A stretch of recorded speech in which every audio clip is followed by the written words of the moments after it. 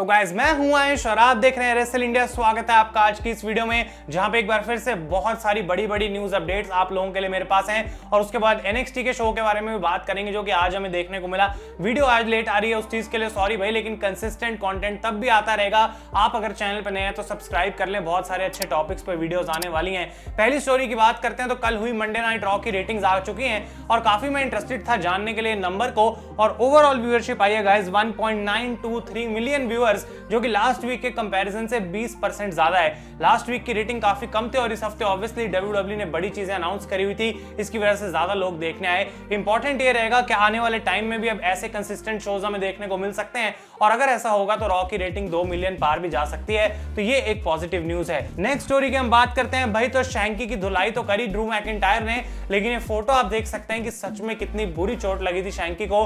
और ऐसे हम जो कह देते हैं कि भाई ये तो चेयर नकली होती है, ये होता है वो होता है, वो सारे लोग बिल्कुल चुप हो जाएं, क्योंकि अगर उनको ऐसे शॉट पड़ेगा भाई वो उठ भी नहीं पाएंगे 10 दिन तक। तो ये काफी ग्राफिक फोटो है जो मैंने आपको दिखाई है, लेकिन डेफिनेटली इंपैक्ट जो था वो स्टील चेयर्स का दिख रहा है। अगली स्टोरी की हम बात करते हैं गाइस, तो कल मंडे नाइट रॉ पे आए थे NXT चैंपियन कैरियन क्रॉस और हार गए थे जेफ हार्डी से। लोग काफी शॉक हुए थे इस बात को देख के कि स्कारलेट क्यों नहीं थी और हार क्यों गए कैरियन क्रॉस, लेकिन इस बात से माना जा रहा है कि NXT के ऑफिशियल्स बिल्कुल भी खुश नहीं थे, क्योंकि इतने टाइम से क्रॉस अनडिफीटेड है। कितने बड़े सुपरस्टार्स NXT में जिन्होंने कोशिश करी है कैरियन क्रॉस से वो हारे हैं, ताकि कैरियन क्रॉस का जो लेवल है वो ऊपर बढ़ सके, और एकदम से ऐसे जाकर रॉ पे हार गए कैरियन क्रॉस। तो NXT के माना जा रहा है कि ऑफिशियल्स ऐसा सोच रहे हैं कि भाई ये एक मैसेज भेजा हमको मंडे नाइट रॉ के ऑफिशियल्स ने कि भाई तुम्हारी ब्रांड से हमें कोई फर्क नहीं पड़ता, जो भी तुम अपनी ब्रांड पे कर रहे हो वो सब हम भूल जाते हैं जब ये बंदे तुम हमारे पास भेजते हो। तो कैरियन क्रॉस का अब आगे क्या फ्यूचर रहेगा उसका तो हमें पता नहीं मेन रोस्टर पे, लेकिन आज जो NXT में हुआ उसके बारे में हम अभी बात करेंगे। और NXT की बात चली रही है तो भाई अगला टेक ओवर का शो भी ऑफिशियली अनाउंस हो चुका है।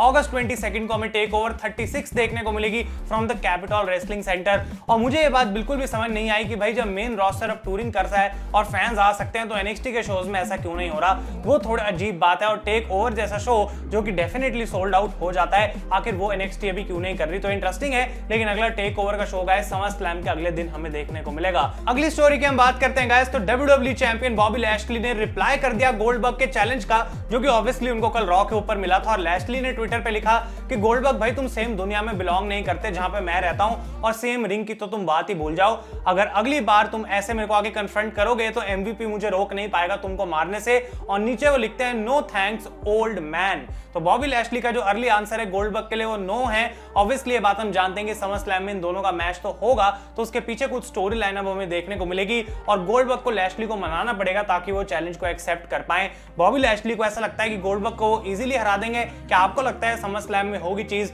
मुझे जाके नीचे कमेंट्स में बताएं। नेक्स्ट चीज की हम बात करते हैं तो जॉन सीना वापस आ चुके हैं, लेकिन आप लोगों के दिमाग में एक सवाल चल रहा होगा कि भाई सीना का शेड्यूल कैसा रहेगा, हर हफ्ते क्या हमें देखने को मिलेंगे, रेसलिंग करेंगे, ये सब चीजें। लेकिन गाइस ऑफिशियली ये बात पता लग चुकी है कि John Cena full time schedule follow करेंगे WWE के साथ अप टिल समर स्लैम, यानी कि 21 अगस्त तक जॉन सीना लाइव इवेंट्स में जाएंगे, रॉ पे आएंगे, स्मैकडाउन पे आएंगे, हो सकता है बीच में क्या पता रेसलिंग भी कर लें, लेकिन उनका फुल टाइम शेड्यूल रहने वाला है, यानी कि इस पूरे 1 महीने के लिए हम जॉन सीना को एंजॉय कर सकते हैं। अब उसके बाद का उनका क्या स्टेटस रहेगा वो हमें नहीं पता अभी, लेकिन एटलीस्ट वो एक फुल टाइम में आ रहे हैं। ऐसा नहीं कि आ जाए 2 हफ्ते बाद और फिर सीधा समर स्लैम में, क्योंकि वो चीज फिर थोड़ी सी बोरिंग लगती है। तो सीना इस टाइम पे पूरा कमिटेड है WWE के लिए। नेक्स्ट स्टोरी की हम बात करते हैं तो ब्रॉन स्ट्रोमन के बारे में कल मैंने आपको बताया था कि शायद WWE की वेबसाइट पे जो उनकी नई टी शर्ट आई है वो एक हिंट हो सकता है कि ब्रॉन स्ट्रोमन वापस आ रहे हैं। लेकिन गाइस ये रूमर को अब मैं किल करने जा रहा हूं, खत्म करने जा रहा हूं, क्योंकि WWE ने अपनी शॉप से वो जो न्यू का टैग था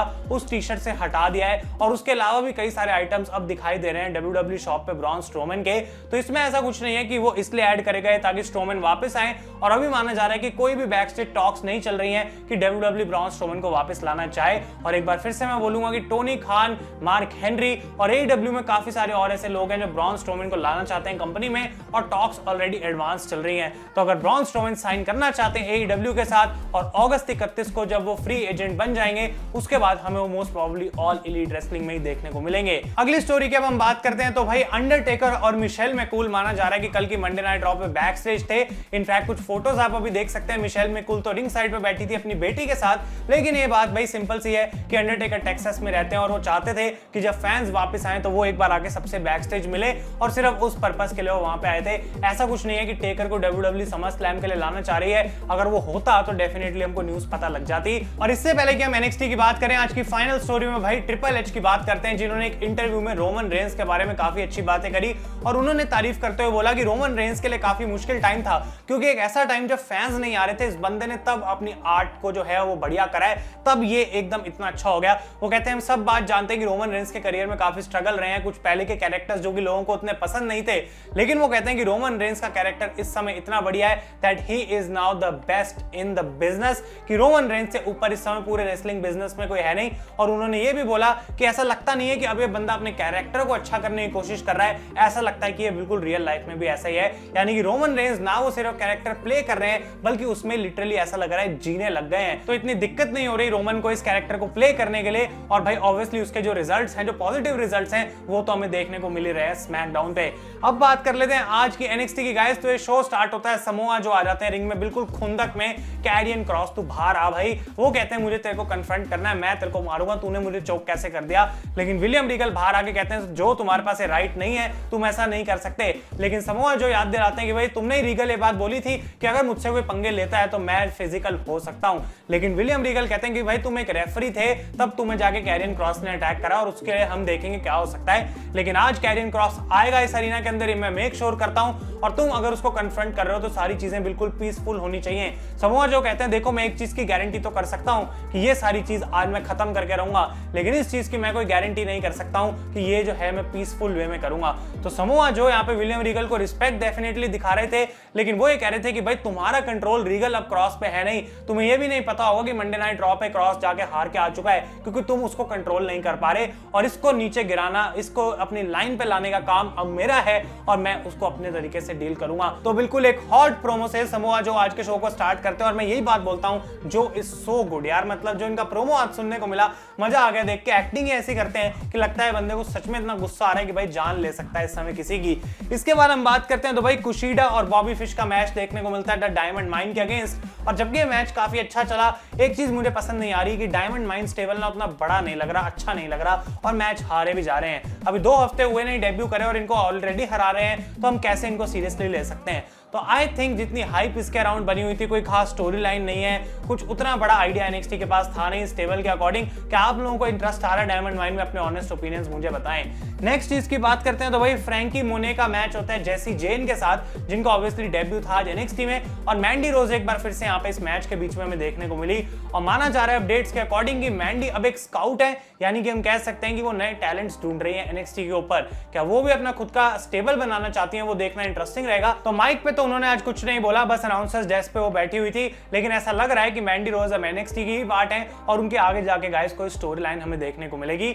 अगली चीज की हम बात करते हैं तो भाई काइल ओराइली का मैच होता है ऑस्टिन थ्योरी के साथ एक बार फिर से, जो कि काफी अच्छा रेसलिंग मैच था, और काइल ओराइली यहाँ पे टैप आउट करा के जीत जाते हैं मैच को। लेकिन इसके बाद हमें बैक स्टेज देखने को मिलता है कि जो द वे का स्टेबल है उनके बीच में बहुत सारी प्रॉब्लम्स चल रही हैं, आर्गुमेंट्स चल रही हैं, और ऑस्टिन थ्योरी तो वहां से चले जाते हैं। और ऐसा लग रहा है कि धीरे धीरे इन आर्गुमेंट्स की वजह से स्टेबल टूटने वाला है, बिखरने वाला है, और फाइनली इंडी हार्टवेल डेक्स्टर लूमिस के पास पहुंच जाएंगी, और जॉनी गार्गानो और कैंडिस लेरे को कोई नया प्लान बनाना पड़ेगा। तो इस चीज पे हमें अपनी आंख रखनी पड़ेगी, और कुछ अपडेट गाइस डेफिनेटली आने वाले हफ्तों में मिलेगी इस पे। इसके बाद रिंग में आ जाते हैं सैंटोस एस्कोबार और कहते हैं भाई देखो आज ना हम कोई म्यूजिक गाने वाले हैं, हम बताएंगे कि बढ़िया म्यूजिक क्या होता है। लेकिन उसके बाद वो अपना माइंड चेंज करके कहते हैं भाई ऐसा हम कुछ नहीं करने वाले, और हिट रो के लेवल्स तक हम नहीं गिर सकते हैं। और यहाँ पे वो बात करते हैं नॉर्थ अमेरिकन चैंपियनशिप की, कैसे वो उसको कैप्चर कर लेंगे। उसके बाद हिट रो आते हैं बाहर, और यहाँ पे आइज़ाया स्वर्स स्कॉट सिंपली बात कहते हैं कि भाई I will make you your bitch सैंटोस। और यहाँ पे इन दोनों के बीच में काफी सारी आर्गुमेंट्स होती हैं। हिट रो रिंग के अंदर आते हैं और यहाँ पे अटैक करने की कोशिश करते हैं एस्कोबार,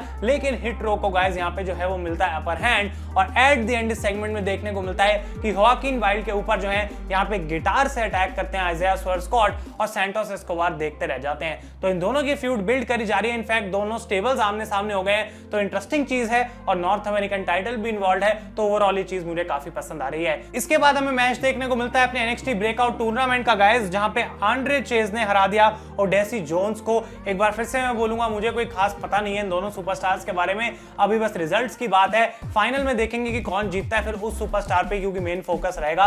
तो आज आंड्रे ने जो है इस मैच को जीत लिया। इसके बाद गाइस हमें मैच देखने को मिलता है LA नाइट का अगेंस्ट ड्रेक मैवरिक, और बैक स्टेज सेगमेंट हुई थी यहाँ पे, जिसकी वजह से मैच को बिल्ड करा गया था। और अभी भी कैमरन ग्राइम्स नॉकर बने हुए हैं LA नाइट के।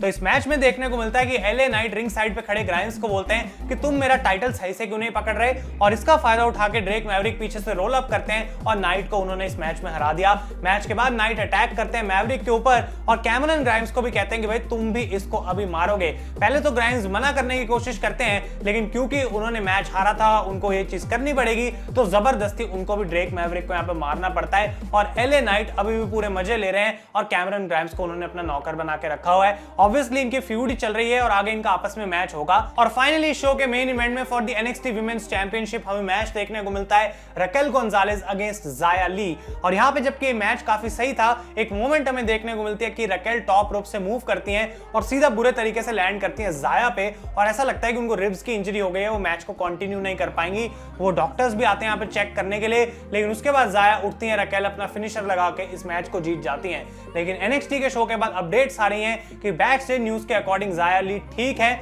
उनको कोई सीवियर इंजरी नहीं हुई, लेकिन एक मोमेंट के लिए देख के लग रहा था कि डेफिनेटली कुछ बुरा हो सकता है। लेकिन इस बात की खुशी है मुझे कि उनको कुछ खास इंजरी नहीं हुई। और फाइनली गाइस जो फाइनल चीज इस शो पे हमें देखने को मिलती है कि जो आते हैं रिंग में एक बार फिर से कॉल आउट करते हैं कैरियन क्रॉस को, लेकिन कैरियन क्रॉस आ जाते हैं स्क्रीन के ऊपर और वो कहते हैं कि जो तुम अपने आप को बहुत समझ रहे हो, तुम्हें ऐसा लगता है कि तुम यहाँ आ गए तो सब कुछ तुम्हारी वजह से होगा, ऐसा कुछ भी नहीं है, क्योंकि यहाँ पे सब कुछ मेरी वजह से होगा। ये NXT चैंपियनशिप मुझे अलाउ करते हैं कि इस शो पे मैं कभी भी आ सकता हूँ, जो मेरा मन चाहे जब चाहे वो मैं कर सकता हूँ, और जिसको भी मैं अटैक करना चाहूँ उसको भी मैं कर सकता हूँ, जैसे कि। और कैमरा नीचे रोल होता है और विलियम रीगल वहां पे गिरे होते हैं, तो कैरियन क्रॉस विलियम रीगल को अटैक कर देते हैं यहाँ पे, और समोआ जो है बैक स्टेज भागते हुए जाते हैं, लेकिन गाइस तब तक कैरियन अपनी गाड़ी में निकल जाते हैं। तो कल मंडे नाइट रॉ पे जेफ हार्डी से हारने के बाद एक बार फिर से स्ट्रॉन्ग लगे कैरियन क्रॉस, और अब उन्होंने भाई विलियम रीगल को अटैक कर दिया है। तो डेफिनेटली अब समोआ जो के पास और विलियम रीगल के पास कोई रीजन नहीं है जो को रोकने का, तो डेफिनेटली इनका मैच होगा टेक ओवर के अंदर। और ये मेरी प्रेडिक्शन सही होती दिख रही है कि जो ही वो सुपरस्टार होंगे जो कैरियन क्रॉस को हरा के नए NXT चैंपियन बनेंगे। तो गाइस ये थी सारी न्यूज और NXT की हाइलाइट्स। अगर आपको आज की वीडियो पसंद आई है लाइक करें, तब तक के लिए thank you so much for watching. मैं हूं आयुष और आप देख रहे हैं रेसल इंडिया।